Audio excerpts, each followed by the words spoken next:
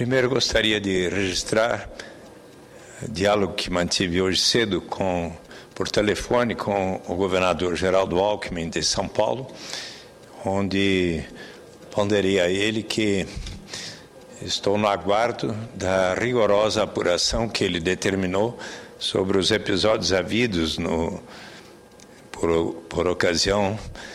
da ocupação da área do Pinheirinho por parte da Polícia Militar, por parte da Guarda Metropolitana de São José dos Campos, em 22 de janeiro, porque como aquela vez foram registrados diversos abusos cometidos, e ele disse que iria demandar, que determinou rigorosa apuração de todos os episódios, alguns dos quais eu tive a oportunidade de relatar aqui, e que eu tive a oportunidade de conversar tanto com o comandante-geral da PM, o corregedor-geral da PM, que me disseram que estava demorando um pouco por causa de um laudo que precisaria ser feito, foi encomendado de ser feito nos Estados Unidos da América, e por isso estava demorando um pouco, mas agora já estamos em agosto, passados mais de 6 meses daqueles episódios, e o próprio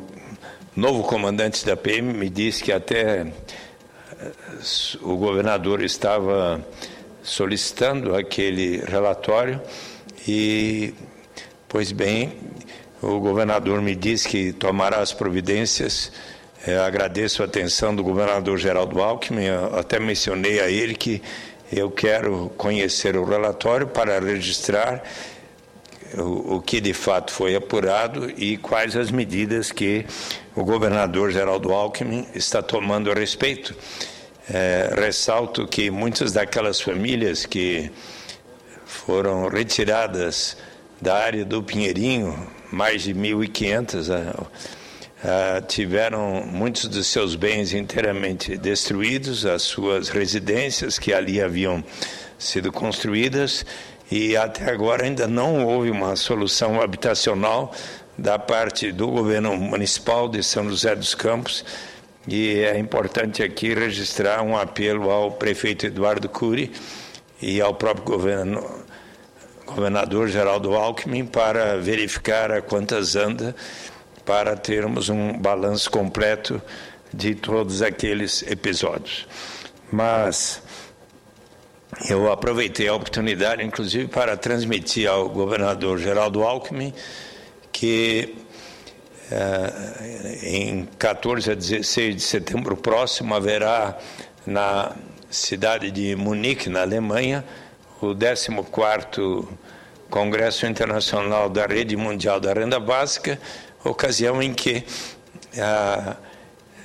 ministra Tereza Campelo foi convidada para, na abertura, fazer a chamada Keynote Lecture, uma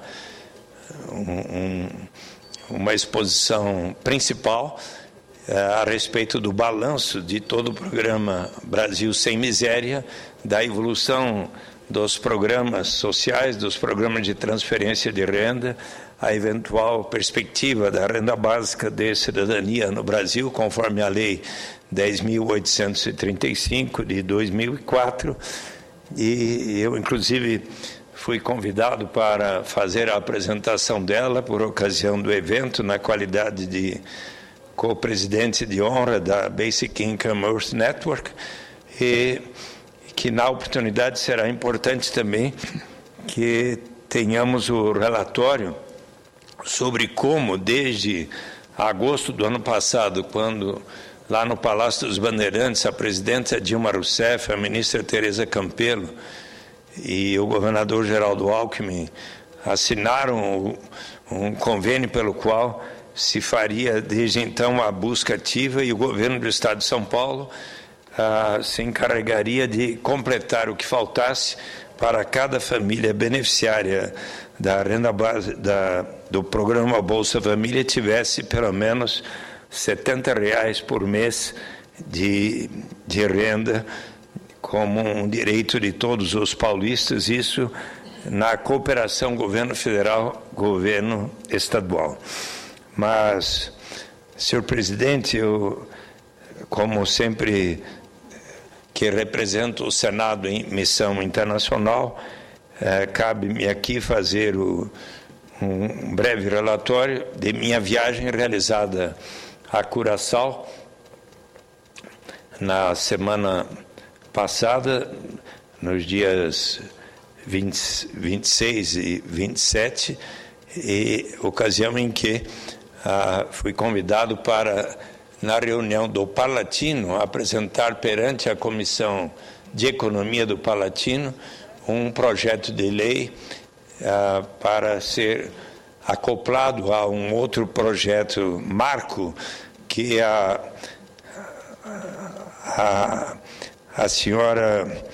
assembleísta, ou deputada Maria Soledad Vela Queroni, do Equador, apresentou também, ambos no sentido de se constituir no modelo para que os 23 países da América Latina e das Antilhas, da América Central, possam apresentar a seus respectivos parlamentos e, de tal maneira, a seguirem o exemplo do Brasil para apreciar e, se possível, aprovar um projeto de lei para instituir uma renda básica de cidadania em todos os países da América Latina e do Caribe. E quero aqui informar que, após 1h30 de apresentação da proposição, seguiram-se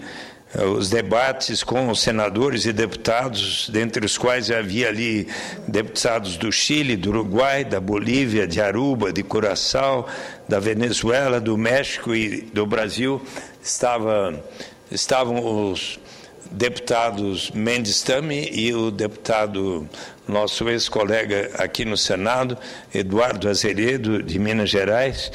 e ambos participaram dos debates de uma maneira positiva, e nesta reunião, presidida pelo deputado Rodrigo Cabeças, da Comissão de Economia, que é da Venezuela, ele, após os debates onde todos se manifestaram favoravelmente, houve a apresentação da proposta que eu apresentei, por consenso de todos, e então o presidente Rodrigo Cabeças designou uma comissão de 3 parlamentares, o próprio Rodrigo Cabeças, a deputada Maria Soledad Velas e eu próprio, para que possamos redigir uma proposta conclusiva que leve em conta tanto a lei marco apresentada pela deputada Maria Soledad Vela Queroni e o projeto que eu apresentei, e peço, senhor presidente, que possam ser inseridos como parte de meu pronunciamento tanto o projeto de lei macro da renda básica para o Palatino, proposta pela deputada Maria Soledad Vela Equador, quanto a minuta de projeto de lei que eu apresentei para todos os países da América Latina seguirem o exemplo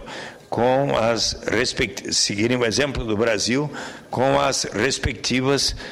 justificações. O projeto prevê que será instituída em cada país a renda básica de cidadania, o direito de todos os residentes em cada país e estrangeiros residentes há 5 anos ou mais, não importando a sua condição socioeconômica, de receberem a cada ano, se possível em parcelas iguais e mensais, um benefício monetário de igual valor para todos, suficiente para atender às despesas vitais de cada pessoa, com alimentação, educação, saúde e moradia, considerando para isso o grau de desenvolvimento do país, as possibilidades orçamentárias, e que isto poderá ser financiado pela criação de um fundo de cidadania que poderá levar em consideração, por exemplo, uma proporção dos recursos oriundos da concessão de serviços e obras públicas, permissão e autorização para a prestação de serviço público, uma proporção dos recursos oriundos da autorização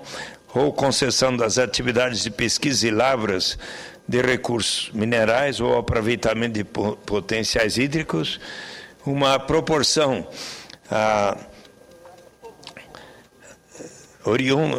dos recursos oriundos da contratação com empresas estatais ou privadas, da realização das atividades de pesquisa, lavra, refino, importação e exportação, transporte de petróleo, gás natural e outros hidrocarbonetos, 50% da renda oriunda dos imóveis pertencentes ao Estado, que pertence ao povo, outros bens, direitos e ativos do Estado, bem como créditos, transferências e repasses, rendimentos de quaisquer naturezas, doações, contribuições, etc. Enfim, poderá sempre, de qualquer fonte de riqueza gerada numa comunidade, num estado, num país,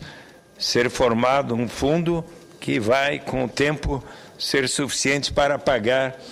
uma renda básica de cidadania. Senhor presidente, senador Roberto Requião, eu, no domingo passado, quando assisti à missa dominical, mais uma vez fiquei impressionado com o Evangelho de São João, que justamente lembra o Evangelho de Jesus Cristo, segundo São João, sobre a multiplicação dos pães e dos peixes, assim como da oração dos fiéis, que foi impressa pela Arquidiocese de São Paulo e distribuída a todas as igrejas do município, porque aqui há uma excelente defesa da proposição que foi aprovada pelo Congresso Nacional, foi aprovada também para que no governo da presidenta Dilma, isto foi em fevereiro de 2010, se tenha a transição do programa Bolsa Família para a renda básica de cidadania e inclusive, eu fiquei contente de saber que na convenção do Partido dos Trabalhadores em São Paulo, ao ser apreciado a proposta de diretriz de governo do candidato Fernando Haddad, foi colocado que, também por etapas e em cooperação com o governo da presidenta Dilma Rousseff,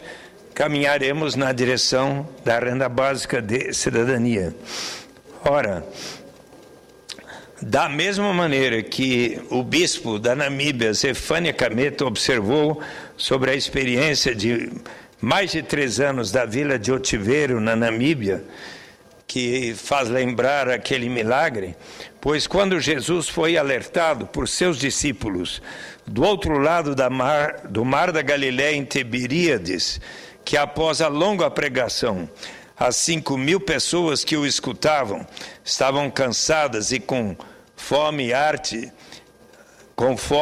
e ante a informação de que havia apenas 5 pães e 2 peixes,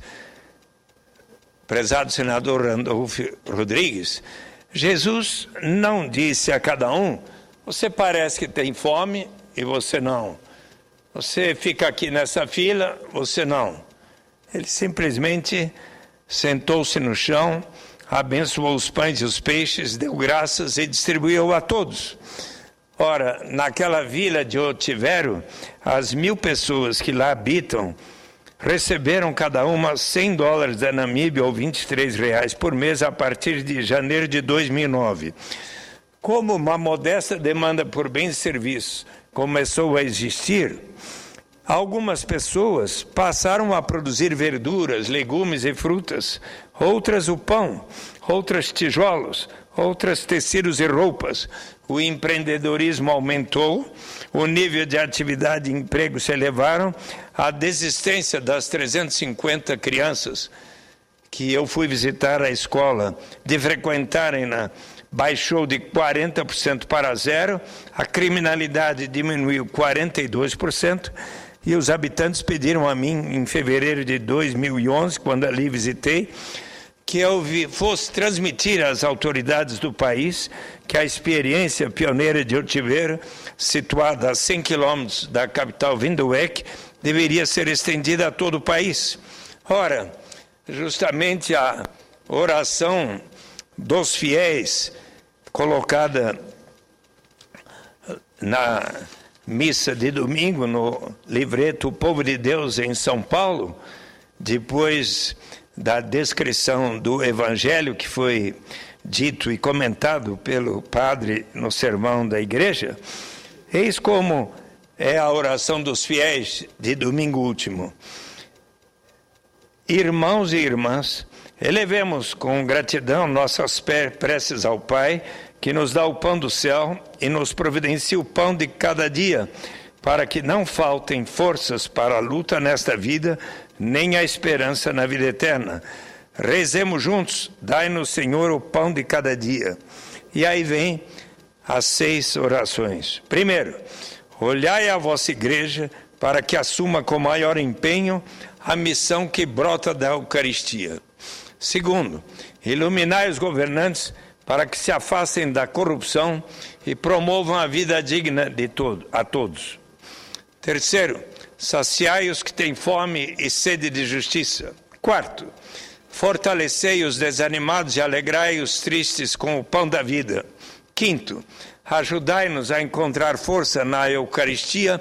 para lutar pelos que não têm sequer o alimento de cada dia.